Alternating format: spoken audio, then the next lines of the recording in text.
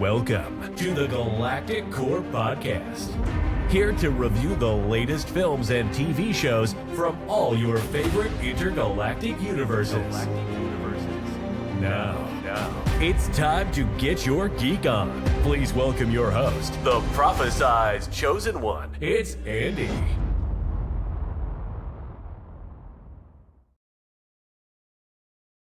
Hello, everyone. Welcome back to the Galactic Core Podcast. I almost said the name of a different podcast then because I've been doing the rounds on a few different podcasts for the last week or so. So I was like a little bit confused about which podcast I was doing right now, but it is my own one. Don't worry. We are here, the Galactic Core Podcast. And we are back this week on the tail end of Loki finishing last week. And we're here to review the Marvels film this week. We've got a little bit of news to chat with as well. As course and as always, I have a fantastic guest to join me this week to chat through everything. He's become a friend of the show. He's well known amongst the podcast community that I'm a part of as well. And he, of course, is one sexy looking bastard. It is, of course, Michael from the Star Wars podcast. Wow. How you doing, Michael? I'm doing great. I'm super excited to be here. I know it's been a little bit since we talked, and there's been a lot going on as well. So I guess we'll just be all over the place catching up with each other and the world of the MCU. Absolutely. This week has been crazy for the world of for the MCU world and Marvel in general. There's a lot of things going on, a few things that have been released, some news to catch up on. So we're going to have a quick chat about that. So first of all, What If Season 2 trailer dropped yesterday. I was really, really excited by this because I absolutely loved Season 1 of What If, and it came together in a good way. But Season 2 trailer is now dropped. What are you thinking about all this? I can't wait. I cannot wait for What If Season 2. You know, I think still even now, Season 1 gets a lot of flack. But when you look back on some of that, like some of my favorite episodes of any Marvel show are in there. I mean, the Marvel Zombies episode, the Doctor Strange episode, you know, the what they go back in the future, it's like the Apocalypse episode. Like it is such a fun and unique twist on the MCU, especially, you know, when things can start to feel a little stale when it comes to the movies or TV shows. It's just a great way to like shake up the MCU a little bit and give us some groundwork for things that could become very important later on. Like, you know, Captain Carter, who came up in Multiverse of Madness later on. I mean, it kind of sets up a lot of different things. So, look, I'm all about it. Have you looked at the episode list at all for the new season? You know, I kind of looked at it briefly a few months back when it had like leaked, I guess. But I was kind of also like, I don't want to predict too much. You know, I want to go in fresh and, you know, be a little surprised with, you know, either the order of how things happen. But yeah, we'll see. Okay, because I was going to ask if there was anything that stood out to you, because I've been having a good read through to see. Yeah. And there's some continuations of some of the Season 1 stories, to be fair, in there, but they sound like there's going to be some brilliant episodes to do. So I'm super excited for this, and they're doing a special event for it as well, isn't it? It comes out 22nd of December, and one episode every day for 9 days over the Christmas period. Yeah, that really complicates the Marvel podcasting. Thanks Disney.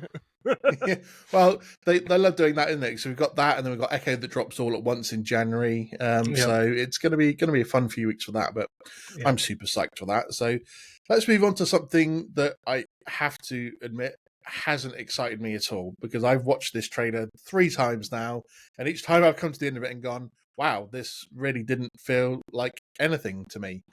Madam Web, the trailer for that has been released. Sony's Madam Web, building their Spider-Verse without a Spider-Man.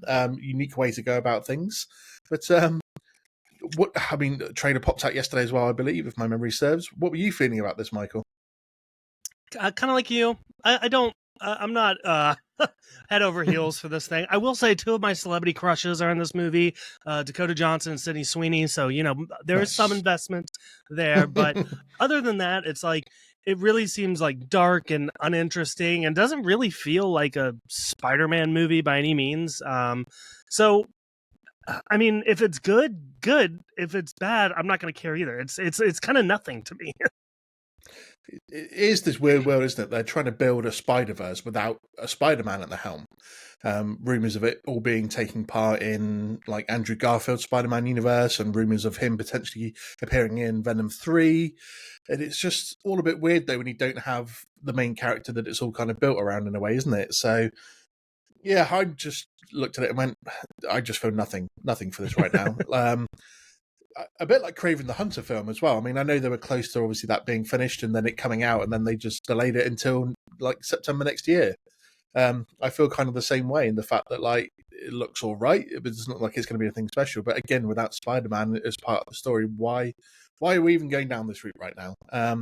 I don't know if they've got some weird clause of the fact that because Marvel are sort of being loaned the actual Spider-Man of Peter Parker, that they then can't use a Spider-Man in their films right now to not confuse the storylines. I don't know, but they really do need to sort it out. What's weird is, like, I know we have Miles Morales, but we also have, like, Peter B. Parker. You know, they find the loopholes to get it in Spider-Verse. I do not understand the legal jargon behind why they can't have a Spider-Man. Honestly, just get together and give us a Spider-Man movie. Like, who cares?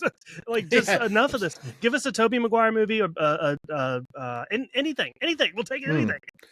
Like you said, they're doing it with the animated stuff, so I don't understand why they can't do it for live action, but yeah, whatever. Well, never mind.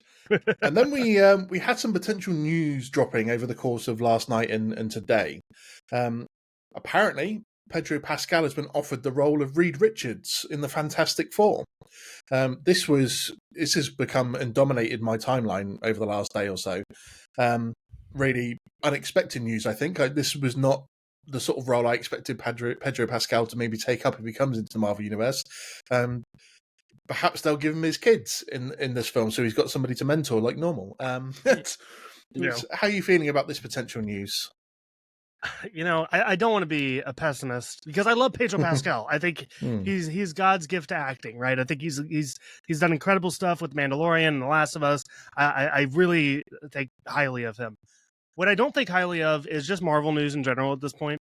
I'll believe it when I see it is kind of where I'm at. I mean, we've had so many different rumors for so many different times, and I realize this is probably this is way more concrete than, you know, Adam Driver or whatever, but things are changing and fleeting with the wind when it comes to the MCU. So again, I'll be excited when I see him in the suit.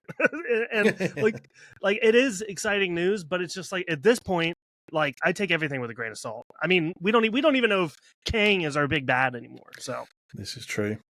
All the rumors going around that they're obviously thinking of ditching Kang and Kang Dynasty and doing something different with it. Maybe, you know, bringing in Doctor Doom for that instead. But I mean, do you feel like Pedro Pascal is the right fit for someone like Reed Richards? I was just sitting there thinking, it doesn't feel like a Reed Richards to me. You know what? And here's the thing. I think everyone loved him coming out of Game of Thrones. They were happy to see him coming in The Mandalorian. There was a lot of pushback as him playing Joel in The Last of Us as well. People were just like, it doesn't feel right. So I think my thing is never count Pedro Pascal out. I think he's going to land the role perfectly and win us over 100%. You're right. He doesn't feel like the traditional Reed Richards. But again, you know, they're constantly putting him in these roles where he doesn't necessarily feel like he belongs, but he wins us over anyway. So again, maybe slightly skeptical, but overall pretty confident in anything he does. That's a pretty good point, to be fair. He always does tend to win us over, doesn't he, with the way he manages to do a role. So who knows on that one, but I'm definitely looking forward to an MCU Fantastic Four. It's going to be interesting to see who else they do cast in these roles, especially if they're going for an older Reed Richards. I think with Multiverse of Madness and giving us John Krasinski, that was more of a fan wish, wasn't it? That they were like, okay, so we'll give you, the one that you wanted, and then we'll go off and do our own casting sort of thing, wasn't it? So, well, let me ask you this. Why not go with John Krasinski? Do you think he doesn't want to? Do you think they don't want him? I mean, I think he did really well in that role. He was a big fan cast. He clearly was interested. So I don't get why they pivoted on him in the first place. No, I don't either. I think he would have been a perfect casting for it. As you said, he did really well in Multiverse of Madness. He definitely fits the role. So I don't know why they wouldn't choose to move forward with him. It was weird that they just went, we're going to give you a little fan nod and then that's that over and done with and we'll move on. Yeah. I definitely expected them to go with a younger Fantastic Four. I know they've obviously done that in the more recent remake that was it Fox that did that was terrible. And so maybe they didn't want to go down that route again. They want to have a bit more of a, or maybe like, Reed is a bit older and Sue's a little bit older but still younger than him, and then the other two are a bit younger again. Like, who? Obviously we don't know. We're gonna have to wait and see, aren't we? But exciting times with obviously casting news coming out after the ending of the strike and everything. So it's at least we can start getting back to some sort of normality and a bit exciting now about things and the upcoming projects that we've been waiting for. So that sort of wraps up our little news portion of what's been popping out in the last day or two. So since it is something MCU that we're reviewing today, we are going to play the most pointless game in podcast history, which is MCU or Real Life You. And for whatever reason, none of my audio clips are working today.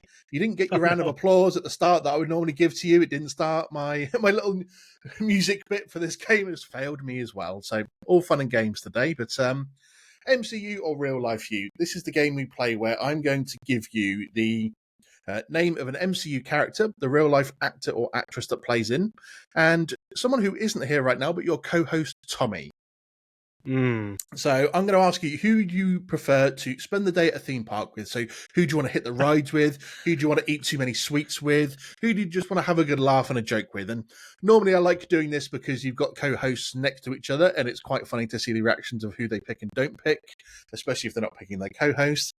But obviously, Tommy's a really good guy, and obviously he's not here right now, but he's the other pick that we're going for. So I'll make sure to send Tommy a clip of this afterwards and see if he agrees and is happy with your picks, Michael. Get ready for the shade, Tommy. I'm not afraid to be honest with the man, so bring it on. That's what I want. That's what I want to hear. I want to see podcasts split up over this decision. No, I'm joking. But since it is the Marvels that we're reviewing, this is the Marvels special MCU or Real Life You, so it's all people from this particular film. So your first choices today, Michael, are going to be Darben, Zoe Ashton, who obviously plays Darben, and your co-host Tommy. Who would you rather spend the day at a theme park with? Oh, wow. See, I didn't want to start off too nice to Tommy, but I guess we'll get into the Marvels takes later on, but I got to go with Tommy here. I mean, we're going to have way more fun. He's definitely going to be way more silly, way more enjoyable to be around. So for sure, I'm taking Tommy. You win this one, my friend. Fair enough. Yeah, I don't think Darben would be a particularly popular person to spend the day with. For whatever reason, I don't imagine that she'd enjoy the rides very much. Your next choice, and I think this may be a tough one, Nick Fury, Samuel L. Jackson, or your co-host Tommy. Okay, so here's the thing with Nick Fury, because Nick Fury tends to he's kind of like a chameleon. He will adapt to his environment, right? He's super dark in Secret Invasion, and then he's like super fun in the Marvels. So I think the fact that we are going to do something fun and exciting at a theme park, I got to go with Nick Fury / Samuel Jackson. Either one, both even. That's fair enough. I think spending the day with Sam Jackson at the theme park would be especially good, wouldn't it? So I think he'd really get into it and he'd be a lot of fun. So, and to be fair, I think Tommy would be upset if I did not pick Samuel Jackson for him. That's fair enough. I think he would step aside for the day, wouldn't he, if that was the choice? So, yeah. And then just one final choice for you, Michael. We've got Carol Danvers, Brie Larson, or your co-host Tommy. Listen, I'm hanging out with the superstar. Okay, Tommy. Look, you're great. I love you to death.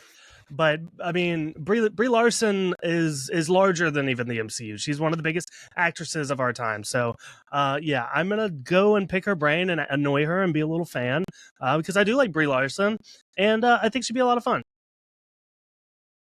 Fair enough. I don't think you can say anything else about that, to be fair. Good choices there.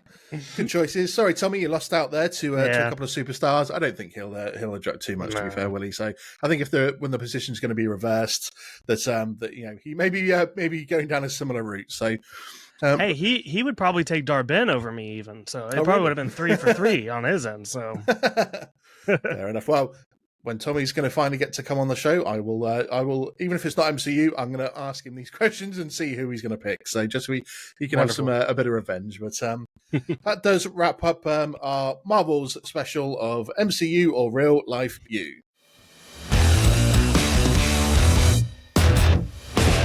and now it's decided to fucking work. Great. I love that. That's the joy of podcast recording at the same time. So let's see if this works, because Michael, you always deserve this at the top of the show. So let's just see if this works for you now. Welcome to the show, Michael O'Rear.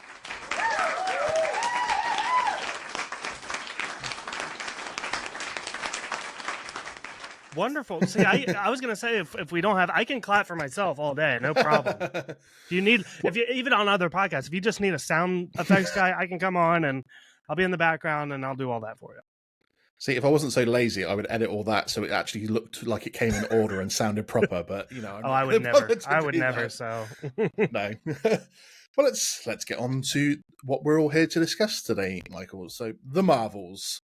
Obviously, following on from the first Captain Marvel film, this is set in the modern day MCU, so everything post Endgame. Obviously, we've got Captain Marvel, we've got Ms. Marvel, and Monica Rambeau, all showing up for here with obviously some guest cameos from Nick Fury. To me, I was actually looking forward to this film going into it. I know a lot of people were down in it, and there was always been that little unfortunate toxic side of the MCU of people that were going at this film before it even came out. But I was actually looking forward to this film. I saw the first couple of trailers. I didn't watch anything since, none of the TV spots or anything like that. So I knew there were a couple of surprises in here that I was looking forward to seeing. But what were your thoughts before going in to see it? Were you excited for it? Were you not bothered? How were you feeling about it? Cautiously optimistic as always, but I will say I knew that this was going to be just kind of a refreshing, fun time, especially compared to, Secret Invasion, Loki, which both those good shows, but they feel like a big downer. Even Guardians of the Galaxy was like very depressing. So I knew that this would bring a little bit of levity into the MCU, and for that I was really excited, and I think it delivered on that. Are you a big Captain Marvel fan from the first film? You know what? No, I didn't love that first movie that much. Luckily, I did see that we had, for instance, Kamala Khan coming in to kind of brighten up what Captain Marvel can be. And I think through Kamala Khan, I am a much bigger fan of Carol Danvers now. Nice. Ms. Marvel, that's the show where we first actually met, when we were a guest on Brett Scott's podcast. Yep. What were you feeling about her character coming into this? Like you just said, you knew she was going to be brightening it up, bringing a bit of extra lightness to it, and a bit more fun to it, I guess. But did you have any expectations for her particular character, given that this is her first big, not just for the actress, but obviously the character in the MCU, big first on-screen unveiling, so to speak? Yeah, I thought she did great in Miss Marvel. I think the good thing coming into this that I was really excited about is that she didn't have to carry the film, right? I felt like she did fine in Miss Marvel, but I felt like it's times she is built to be a side character. She is built to be a comic relief character. So I feel like she got to fit into a more natural role this time. And for that, I think it worked well. Nice. And then the third leg of this particular superstars, Monica Rambeau. What were your impressions of her coming from WandaVision into this? I was so excited. I thought that she had a very interesting role in WandaVision, and I was also very excited to see kind of the payoff between Captain Marvel and Spectrum. I know that's not her name, but I'm going to call her Spectrum because I hope that does become her superhero name. But yeah, Monica Rambeau is great, and I thought she did great in this. It's kind of like she was more of like the reluctant hero throughout, and I felt like that was, sometimes in these MCU shows, it's like, oh, we're all superheroes, and it's like, well, why? Why do you want to do this? And for her, it's like it made sense. She's like, well, this isn't really my thing, and I don't have to be a hero all the time. And I thought that was refreshing, especially compared to the other two leads.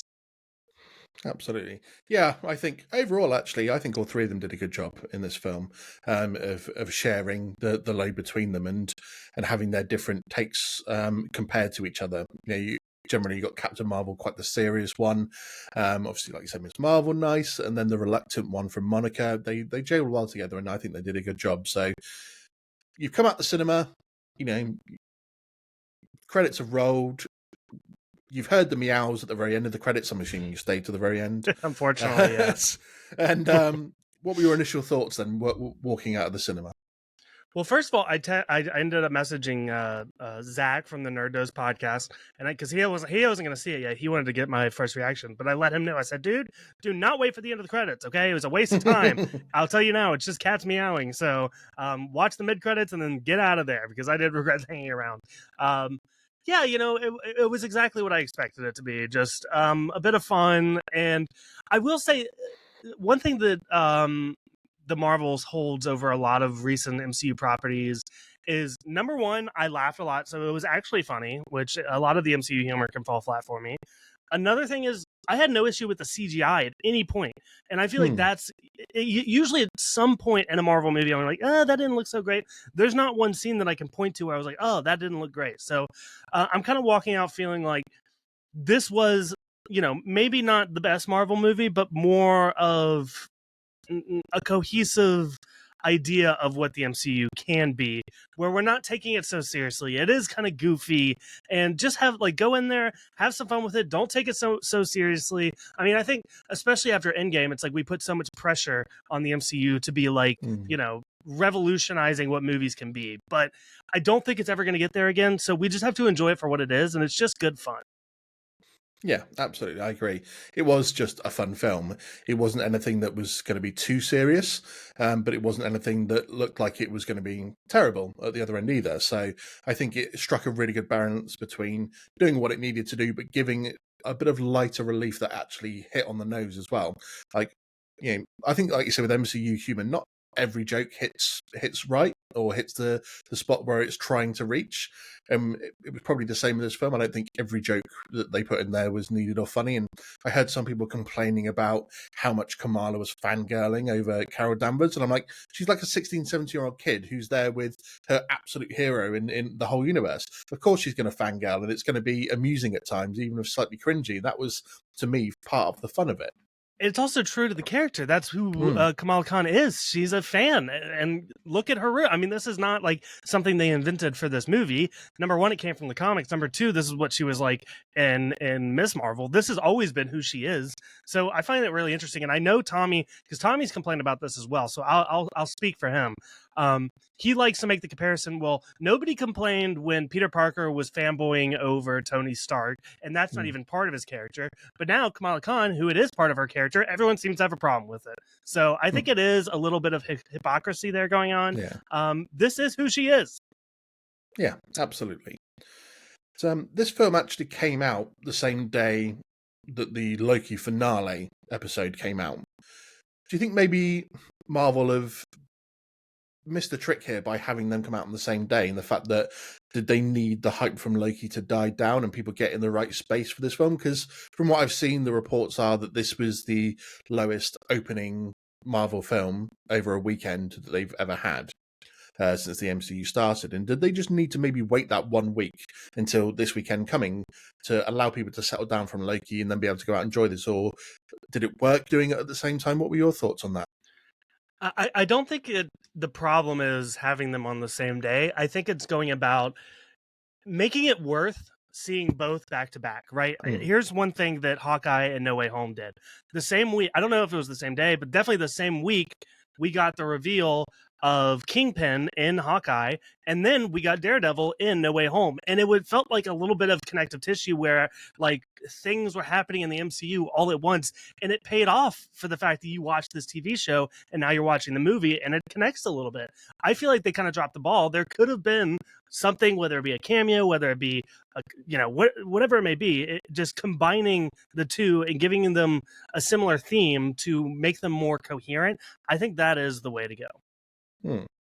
Yeah, I think you're right. Sometimes you need that connectivity. I think Star Wars actually did it well with Mandalorian season 1 and when The Rise of Skywalker came out.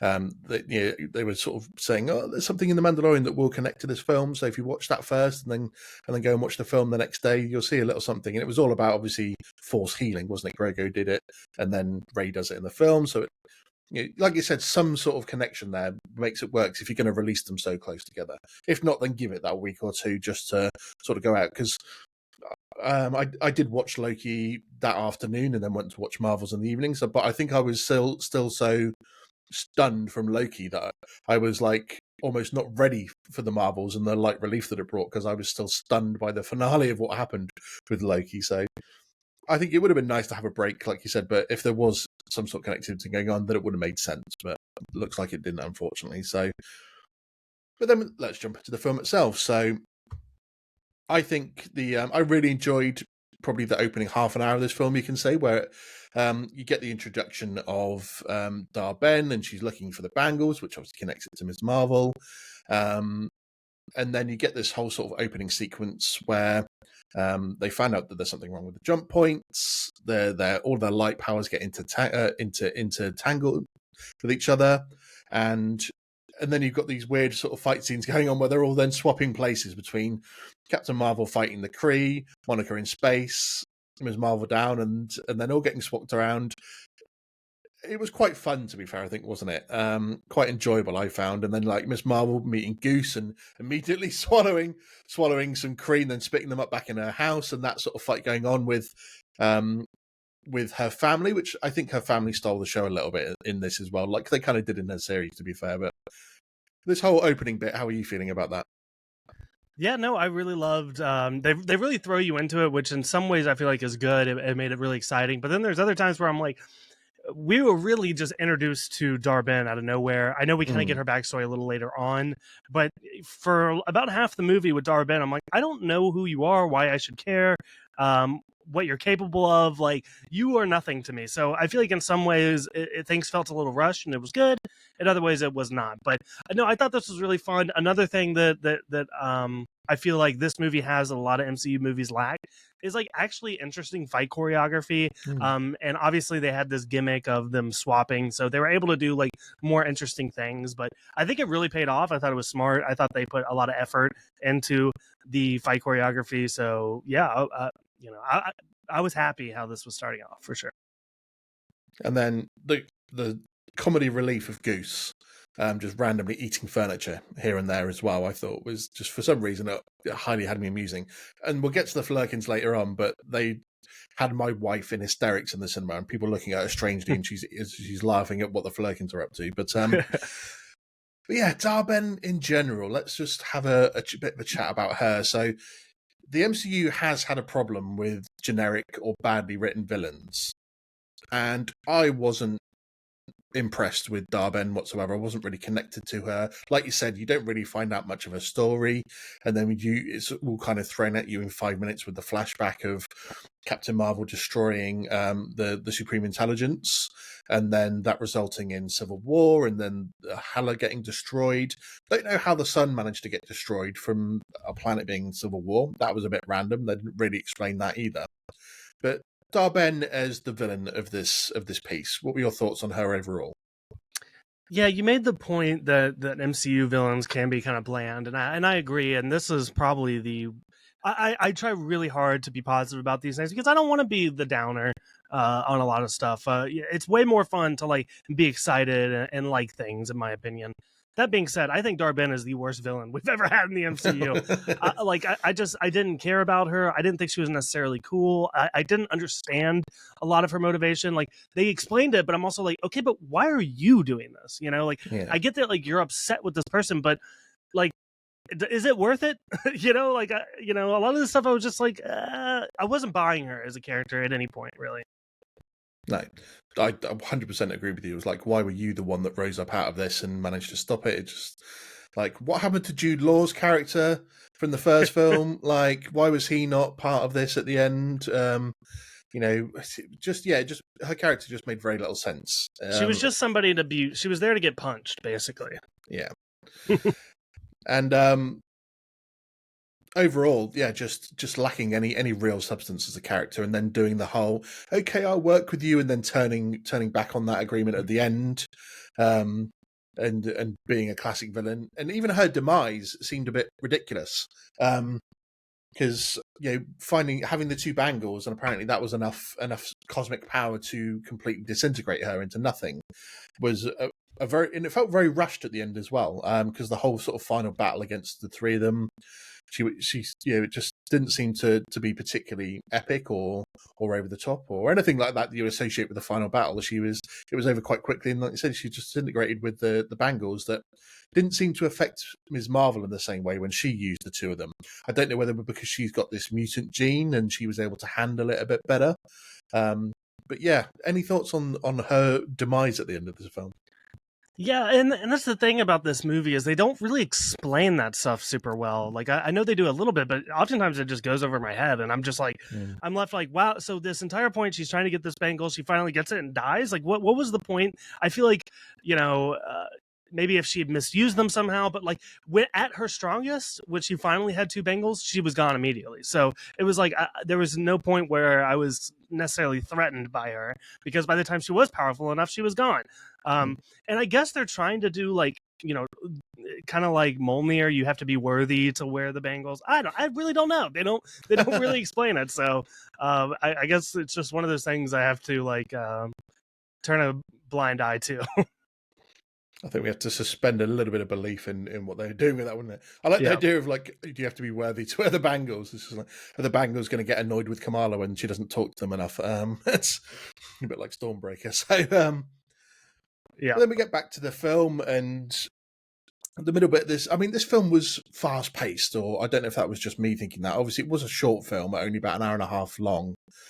So it did feel like it was very fast paced, and they were going through things at a rapid pace. But Nick Fury, I liked his part in this film, although it did feel, like you said, a slightly different Nick Fury, because we go from the very serious Nick Fury of Secret Invasion to a constantly sarcastic, joking Nick Fury in this film. What were your thoughts on his role in this film? Yeah, it's a completely different character. It's not the same guy. No, it's not. It really isn't, and which is whatever. Okay, I got that. That's where I'm at.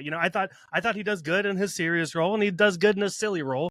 They don't connect at all, but they're both fine. So he served his purpose in this movie, and I'm okay with it.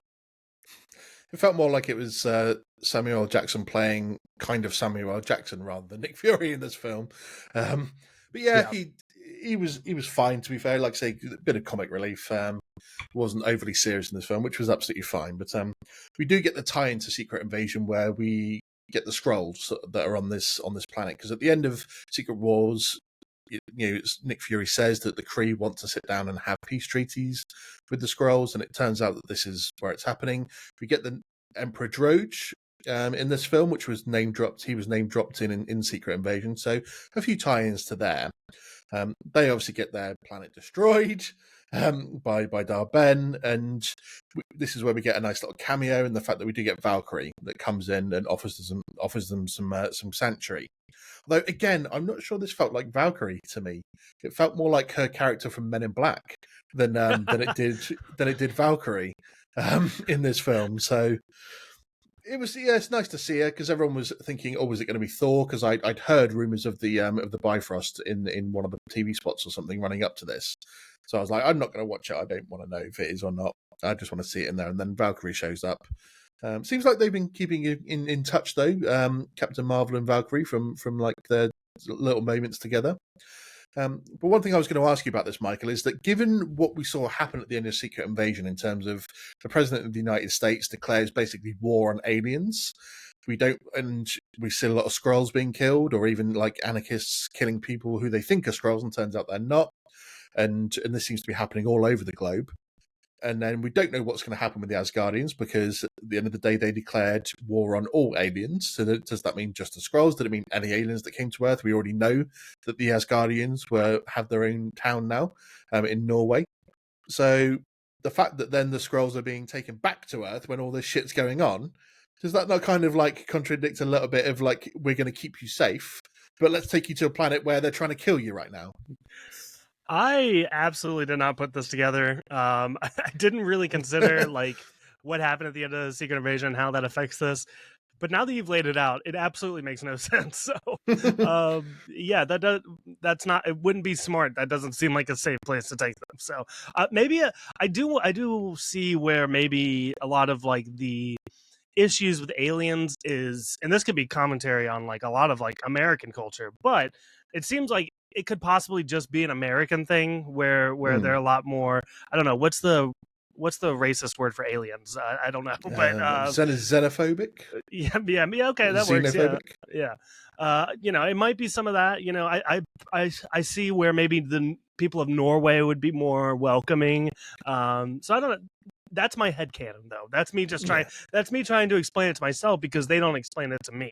So I did wonder if, because it would be the Asgardians looking after them, that no one was really going to go after him, because even like a common Asgardian could kick the ass of a normal human.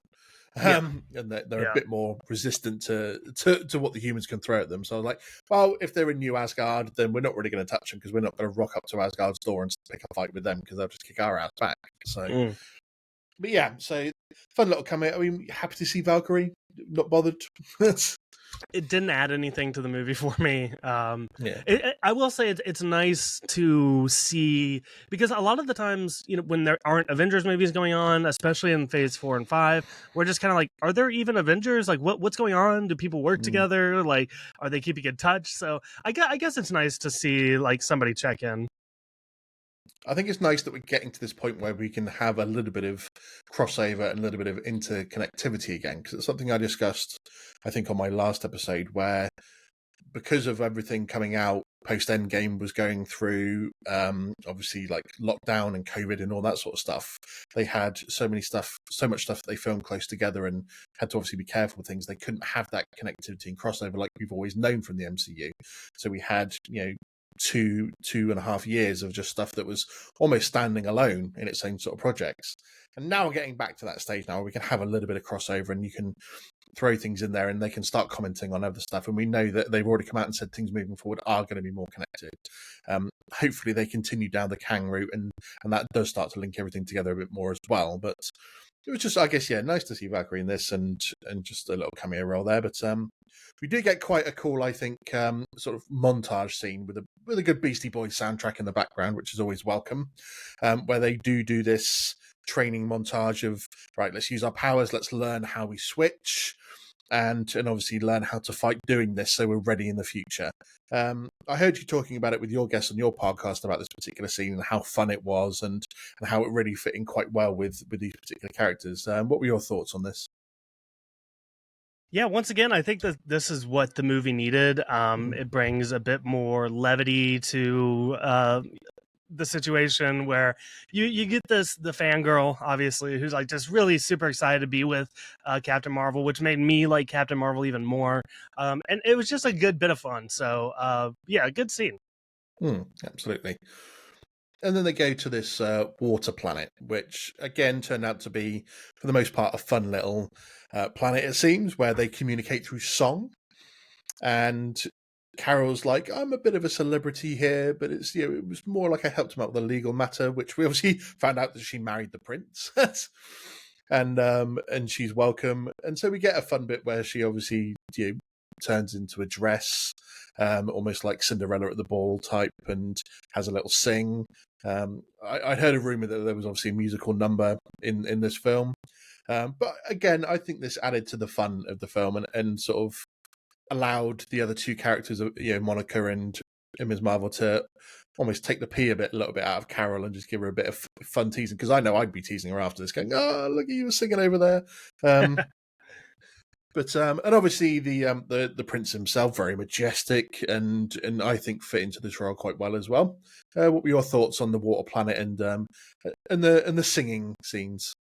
Yeah, well, first of all, do we call her Princess Marvel now? Is it no longer because like Leia was Princess Leia, and then what she was it Commander or General Leia? So General, I guess what's the ranking? Does Princess rank higher than Captain? I don't know, but it's something to consider now. This is just so ridiculous. They're just kind of throwing anything at the wall at this point. And like I said, I'm here for it. It's I thought the songs were actually pretty good. They were funny. There was a lot of different good jokes that came out of this. So while it is just like so ridiculous, and part of me is sitting there like, what are we doing here? And the other part is whatever. I don't care.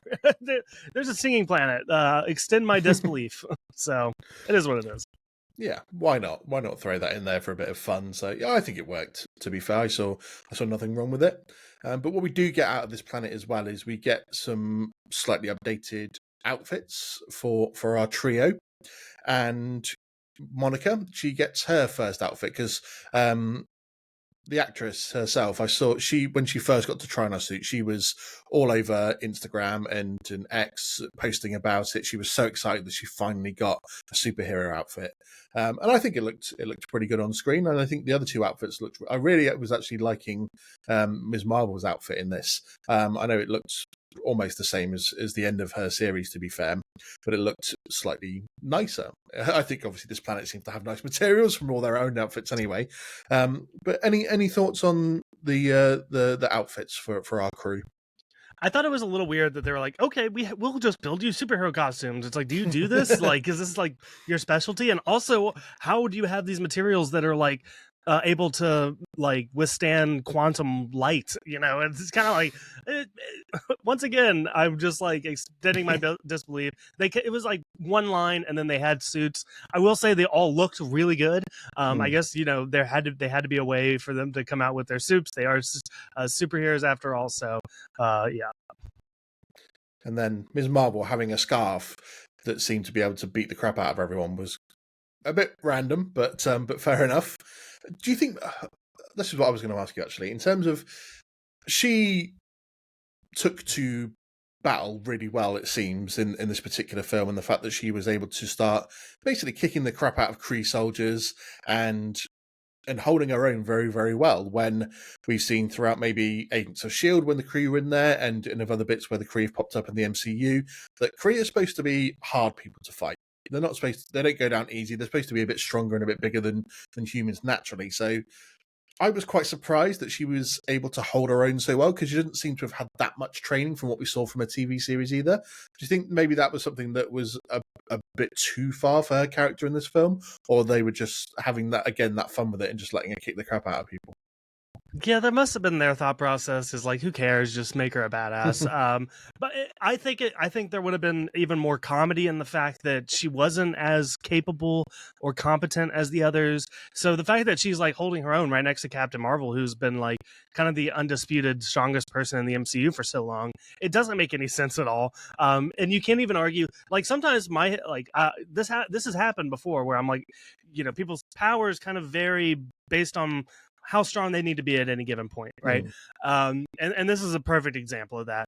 And oftentimes I can be like, well, maybe they had a lot of time training, and like, you know, a lot of stuff happens off screen, so we don't really know. This show comes directly after Miss Marvel, like a day. So there's no time for her to get better. She just is. And I do think that is a flaw. I am of two minds, because I did like a lot of the fight choreography. I thought some of her scenes where she's kicking ass were great, but no, it makes no sense. No. Yeah, it was very random. But I think it's one of those ones that, again, we kind of let slide. I think what you said about the fact it would have been better and slightly more comedic to have had her stumbling a bit and maybe getting to hit a few people when they're not doing so well. I think that would have actually been a lot better, to be fair. That was a well made point there, Michael. Then we get to probably my favourite part, and I know, as I mentioned, my wife's favourite part of this film, but we get back to the Saber station. And we got Fury, and the station starts to malfunction, and these things, eggs, whatever, start appearing sort of alien-like around, and they have one, and then they think it's okay, and another 29 pop up, and as the jump points are malfunctioning, which causes the station to malfunction, they find Goose, who's vomited up all the furniture that he ate when he was down at his Marvel's family home, and he's created a little nest for himself, and then one of these eggs breaks open, and we've got 30 baby Flurkin running around. I knew this was obviously coming, because we did get a clip of the baby Flurkins in the trailer, so we knew this was going to be coming. But what was hilarious about this was the fact that they decided that the best plan of action with all the escape pods down is to let all the Flurkins eat everyone and then transport the cats down to the planet. And then you get this fantastic scene where basically the cats are just chasing after everyone, and you've got the Tannoy announce when he's like, "Everybody, do not run from the Flurkins, let them eat you." And then you got people like the superheroes then blocking off places so people can't go, and everyone's just running terrified and being eaten by Flurkins. This was probably for me, yeah. My wife was sat in the cinema laughing her head off to this, and people giving her some funny looks. Going, "Why are you laughing at this? Like so hard?" My favorite part of the film for sure. What about you? Yeah, so I did. So I will watch trailers. Sometimes once I try not to like rewatch them or like look into them that much, or like, and especially when like the next couple weeks before the show, there's TV spots. I start to kind of ignore it a little bit. I start to check out just because I want some of that stuff to be fresh. And I did remember seeing the Flurkin in the trailer, but I never put it together that they were going to be the children of Goose. So it wasn't. I really liked how they built up to this. There were like a couple lines here and there that kind of hinted at something was going on with Goose. Obviously just eating random things, and then like, is she sick, like what's going on? So I thought they did a really good job building up to this and kind of like the mystery of it all with the eggs and everything. So for someone like me who wasn't like super involved in the trailers, it was a big surprise.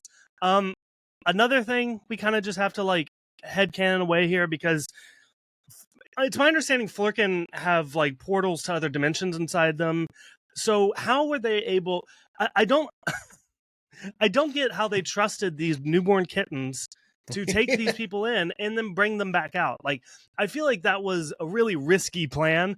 Like, I don't think they did know that it was going to work. So, yeah, even when people are running away, I would have been running away. People were like running away from the Flurkin. I would have been one of them. I was like, this plan is ridiculous, because I could just be sucked into another dimension and never seen again. Like, there's no way I'm getting inside one of these cats. So that was just weird, man. Just weird. Ridiculous plan ever, but it was to me absolutely hilarious. To be fair, yeah. I'm surprised Nick Fury is so trusting of Goose. I know he's known the thing for like 30 odd years, but the dude lost an eye to this cat because he twitched at the end of the last Captain Marvel film and scratched his face.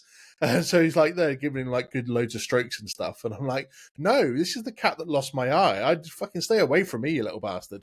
Yeah. They're not coming anywhere near me. But then we head towards the final showdown in this film, where Darben's come for Earth's son, and they just rock up in her ship, and we have that final battle that we briefly spoke about earlier. Don't know where all the rest of the crew disappeared to at this point that were on her ship. They just seem to have vanished into thin air. But yeah, again, just touching on that final battle, bit of a letdown for you. It was a little bit for me. Yeah, again, I felt like at her strongest, she was gone, so I had a problem with that. I will say again, still there was the brief fight like on the ship deck that I thought was interesting. We also kind of see that this is the point where they really master some of the skipping that they're doing. Yeah. So I thought it all worked out. Again, as a gimmick, I thought that was great. I feel like I could have used more of it even, and then obviously at the peak it kind of ends. So. I know that they gave the excuse that when she was wearing one of the bangles, she was able to almost like absorb Captain Marvel's powers, and almost seemed to make Captain Marvel a bit weaker when she was touching it in a way. But I was a bit perplexed as to how they it felt like they nerfed Captain Marvel a little bit in this film when she was battling Darben, because this is someone that, as we see in a flashback, is able to fly straight into the heart of the Kree and just whip up and destroy the Supreme Intelligence. Can I just say it was nice to see a comic accurate Supreme Intelligence for those that know what it looks like in the comics. That was nice to see. But then this is the woman that in Endgame is pulling down the Infinity Gauntlet off Thanos' hand and takes a headbutt from him direct to the face and doesn't even flinch a muscle. And yet Darben's able to like knock her around as if she's nothing. That annoyed me a little bit because I'm like, it feels like they nerfed her in this film to have those battles with her and get her on a more even keel, so to speak. Any thoughts? Yeah, I mean, just like I said earlier, everyone is as strong as they need them to be in the moment. Yeah. Whether it's nerfing Captain Marvel or buffing Miss Marvel, it's something that bothers me every time it happens, and it happens all the time in the MCU. So, yeah, it is what it is. Yeah, fair point. Fair point. I will say, like, because I feel like the conversation for the longest time was like Captain Marvel is too strong. Like Captain Marvel needs to die for anything to ever make sense again. And if they're like kind of taking a step back on how powerful she really is, maybe that's not a bad thing. So things make a little bit more sense, but it's not accurate. That's not by any means. Yeah, true. And then we do get this ending where after Darben, using the two bangles, destroys herself and rips open a tear in time and space. And they basically describe an incursion happening, I think, really, don't they? Because they said, when reality sort of then starts to bleed through into the other. And they come up with this plan where Captain Marvel and Ms. Marvel are going to use her powers in the bangles to fire as much energy and power as they can into Monica Rambeau, and she goes out and uses her powers to go and seal the rift. But randomly she does it from inside the rift on the other side in the other universe rather than doing it from the outside. And it was a bit of a shock, to be fair, that we lost her to another universe in this film. I wasn't really expecting that. How about you? Yeah, it was kind of a dark ending for this movie a little bit. It was almost like for Carol Danvers, this was like the death of a friend, right? Even though we know, as far as she's aware, she's never going to see her again. So it is. I thought this was like an interesting twist at the end and how they were kind of going to introduce another universe. So I'm really excited to see where it goes. And I think Spectrum works well as kind of the linchpin between two different universes. So I think it would be interesting to see how she comes back into it all, for sure. I do have one thing I kind of glazed over that I just wanted to get your thoughts on, actually. So we're kind of led to believe that the first time Captain Marvel kind of really comes back to Earth is at the start of Endgame. It seems like she's not been there for a long time because she's been out doing other things. And then we got this sort of flashback scene when they're all doing the head thing together and they're accessing each other's memories, where she actually came back to Earth during the blip and spoke to Monica's mum. And she told her about the cancer coming back, and then obviously that Monica wasn't there right now and she needed to make sure that she saw her afterwards. So I kind of feel like I don't like it when they do these little retcons, because we're like, they set something up in the fact that Captain Marvel's been away from there for 30 years while she's been taking on the Kree and doing other things and helping other planets or other galaxies and whatever. And then all of a sudden she's like, no, during the blip, she popped back to Earth quickly to have a chat with an old friend and didn't do it when Monica was there, and then still didn't come back to see her post-Endgame as well. Do you care about that at all? Or is that just me being picky? It's me being picky. It's fine. You can say. Maybe, and I think maybe a little bit. Yes, I think you are being a little picky, but also like I'm of the mind with a lot of this stuff. As I'm probably repeating myself a lot throughout this episode, where I'm just kind of like I just throw my arms up and say whatever. I mean, they're gonna do whatever at any point, and I feel like the more we look into it, the more disappointed we're gonna be. So, yeah, technically yes, I that is annoying to me, but also for my sanity, I have to like disconnect a little bit. I think that's fair. I need to learn to let go of a few things, to be fair. I get so nitpicky about every point sometimes. I'm just like, no, I need to let that go. It's fine. It doesn't need to be worried about. But we do get, in a way, she tries to redeem herself, because obviously Captain Marvel for this film has blamed herself. Well, she eventually blamed herself, didn't she, for everything that happened to Hala, in terms of, because she was just so set on destroying the Supreme Intelligence, she didn't think about the consequence of it. And obviously destroying it led to a civil war and the planet being destroyed and somehow the sun being destroyed as well.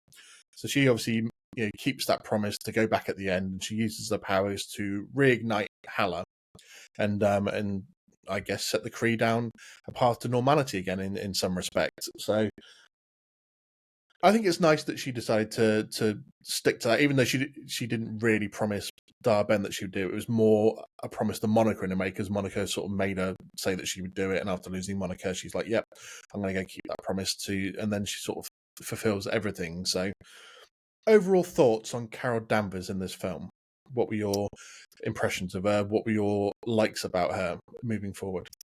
Yeah, I mean, I think a big thing to take away here is obviously she's been nerfed a little bit. We'll see how long that stays to be the thing. But in general, I think she's been nerfed. I think she's shown to be a much more flawed hero, which makes her a more interesting character, in my opinion. So we kind of end on a loss for her here. Like she feels like she has lost. Like we get, it's almost like the last we see of her is kind of like a depressed Carol, and I think that's an interesting development for her character, where she's not just this perfect shining star in the MCU. So yeah, I feel, I guess it's dark to say I'm glad that she's upset and she lost, but I'm glad that she's upset and she lost. It kind of gives us some meat on the bone here for her character. Yeah, absolutely. I do like the fact that they seem to. I mean, I think what some of people's issues with the first film is that the character, just in general, was very arrogant and maybe a bit too sure of themselves. And the fact that she's gone through probably quite a lot in the last, I guess, if you pan it in 10 years in the MCU timeline, everything from losing people to what's happened to the Kree that she takes responsibility for, to obviously the blip and everything with Monica as well. I think it is nice to see a character that has peeled themselves back a bit and accepted a bit more responsibility for their actions, and also had a bit more of that emotional side of them come out and be a bit more vulnerable, because we do see throughout this film that she's quite stern with Ms. Marvel at different points, and she has to learn to be slightly easy with Kamala, but then she's also accepting that it's nice to have people around her and on the ship again, and I think that was really nice to see, to be fair. So, but then Monica Rambeau, what were your sort of final thoughts on her in this film? Because we've got one scene about hers that we haven't got to yet, which we'll talk about in a moment, because I wanted to save that for last. But what were your overall thoughts on her for this film? Yeah, I like that. Again, I like that she was kind of the reluctant hero throughout. And also, like, we don't end on a place where her arc is complete. I feel like that makes the rest of whatever is to come with her story more interesting, where she's still the reluctant hero. She doesn't pick a name, she's still reluctant about wearing suits and like doing all this world saving. So I think, and also now she's put in a very interesting position based on that final scene, where she's going to be forced to be the hero again. And I think that's going to be something really interesting to track over the next few phases or whatever. I don't even know where we're going anymore. Well, let's talk about that final scene then. So, so we get, this is the mid-credit scene. She wakes up in a hospital bed, and it looks like she's got her mum beside her, and she's just like, "Mum, oh, I missed you so much," and gets kind of hysterical. And then we get a familiar voice in the background asking how the patient is, and it's revealed that the Beast, Hank from the original X-Men films, or is obviously the same version, sort of version, is there, and that they're in an X-Men building anyway, because as he walks away, we get to see the big door with the X behind it. But great to see Kelsey Grammer back playing this character from the original X-Men films. Again, I think I'd heard a couple of, some of the, like, I think with any MCU film, some of the cameo theories that were out there were a bit wild, and I'd heard a rumor that Beast might have been in this film, and I thought that's going to be ridiculous, that won't happen. And then, of course, as all of my predictions, I'm pretty much proved wrong. What were your thoughts on this credit scene and a pretty cool little cameo? Yeah, it definitely took me by surprise. I think it's very fitting that it's this movie that's kind of giving us our first look into like what the X-Men are that we're going to be dealing with. I know we have already had Charles Xavier, but it seems like, this Hank is part of whatever team we're going to be dealing with in the MCU. I think it makes sense to show it here because obviously Miss Marvel has kind of messed around in some of the mutant stuff. So yeah, I was really excited to see this. I thought it was interesting that they CGI'd him. Am I wrong in remembering that the original Beast was not CGI? I believe it was practical makeup. Correct me if I'm wrong, but yeah, that which I don't love. I don't love when they just create cartoon characters in these movies. But what it does tell me is it probably is a different version than the one we saw in the original X-Men movies. Where and I actually really like the idea that this is a universe that we've never encountered before, and more so, it might be like a combination of new characters and old characters. They can kind of rift and raft and kind of put something together however they see fit, and make some more interesting choices rather than just settling with a cast we've already seen before. That's kind of where I'm at this point. It seems like a different beast. Therefore, I think we're going to get a different team as well. And yeah, I think I'm really excited for that. Yeah, I think it is a different one. You're right in the fact that original Beast was prosthetics and this was CGI'd. I believe this Beast in this credit scene looked a bit more comic accurate in terms of his facial features and stuff. So he does look a bit different. But yeah, I'm excited to see where this does fit into their multiverse story in terms of what's going to happen. Because obviously they're not just going to leave her there. She is going to have a part to play moving forward. I think with a lot of these stories is that we're going to get little things like this throughout almost all of them now. Deadpool's a different matter though, because we know that's going to be like multiverse breaking film. Because we do get the TVA and Mobius, and they're going to be visiting various different universes, killing off the Fox universe by the look of it as they go along. Maybe a potential play on the comic of Deadpool kills the Marvel universe in a way. They're going to be riffing on that with his story, but I think we're going to be seeing a lot more of this in terms of at the end of each film or during film. We're going to be getting nuggets to other multiverses and other universes to just set up little stories, and they're not really going to pay them off until the culmination of all of the multiverse saga. So whether that's Kang Dynasty or whatever they choose to potentially replace it, if they do, and then going into Secret Wars. So would you be annoyed if each film sets up a little different universe that only then pays off at the end of like Phase 7? I would just need a little bit more context. I don't think that, one scene is enough for me. I'm okay with doing these different universes and tying them back in if there is a little bit more involvement. I just feel like we've really gotten to the point where, between Phase 4 and 5, almost every single movie just has a character reveal, and we haven't seen those characters. The dude at the end of the Eternals, Harry Styles, don't know the character's name because we haven't really met him. I know I'm supposed to know his name, but like as a movie fan, I don't know who that is. Like I need more from this stuff. So, I think before introducing some things, it's time to revisit some of the things that we've already done as well. I think that's fair. Do you have any final thoughts then on what you would like to see for Captain Marvel moving forward? Do you think we don't see her again now until the big Avengers films? What are your thoughts? Yeah, that's probably how it's going to go. I don't foresee. I mean, unfortunately, this is not a success for the MCU as far as box office goes, comparatively to their other movies. So, unfortunately, I think they're going to take a lesson from that, and I don't think we're going to get another Captain Marvel movie ever again. Maybe like the Marvels 2, where, if anything, but I don't know that they're going to be resting their hat on these stories as much anymore. Fortunately or unfortunately. So I think we'll meet back up with these people in Secret Wars and whatever else comes. So, one last one that I almost missed out. Looks like they started to form Young Avengers now. We knew it was coming. And obviously we get Kamala doing her best Nick Fury impression, sitting in the dark with a tablet, looking at over Kate Bishop and looking to recruit her. Obviously, she name dropped Cassie Lang as well. So we know that she's going to be part of it. We're likely to get Ironheart when she finally comes back around after her appearance in Black Panther: Wakanda Forever. I'm sure there's obviously going to be a couple of others that will end up joining this crew. But any thoughts on a Young Avengers team? Super excited about it. Definitely on my podcast, it's something I'm constantly referencing. It's one of my favorite comic books.